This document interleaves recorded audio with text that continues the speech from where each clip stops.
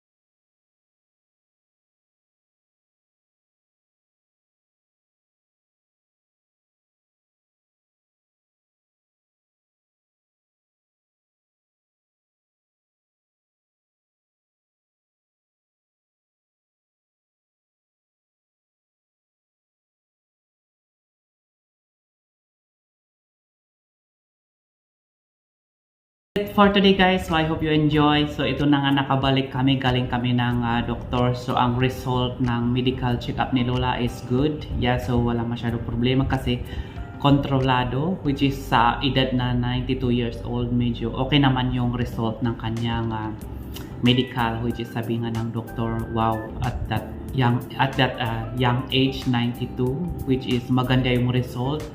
Yeah, so kadalasan ng mga 92 years old hindi naman gano'n ang result. So yeah, sa wakas naman okay naman yung result, maganda-ganda.